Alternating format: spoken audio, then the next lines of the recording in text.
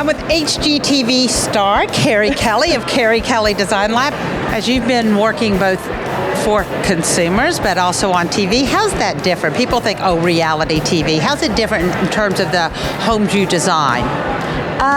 I'd say sometimes the spaces are aspirational for HGTV, but often they have the same issues that a home that is being renovated have. Sometimes the flooring doesn't go together as planned. Sometimes the countertop doesn't come in the right color. So all those issues that you see on television also happen in real life. So we need to give that permission to have a timetable that really fits installing those items.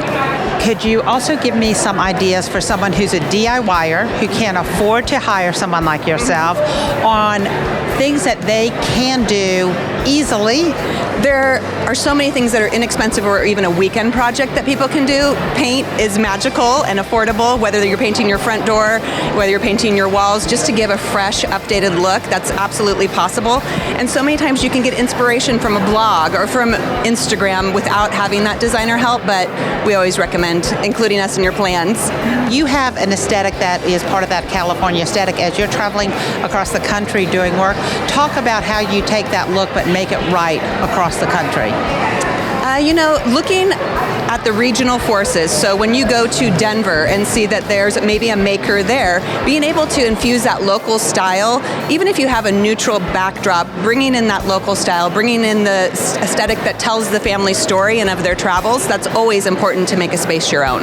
As people are moving, how do they take their look but bring it to their new home? It could be across the country, it could be in the middle of the country. How do you embrace that area, but also bring your aesthetic to your new home?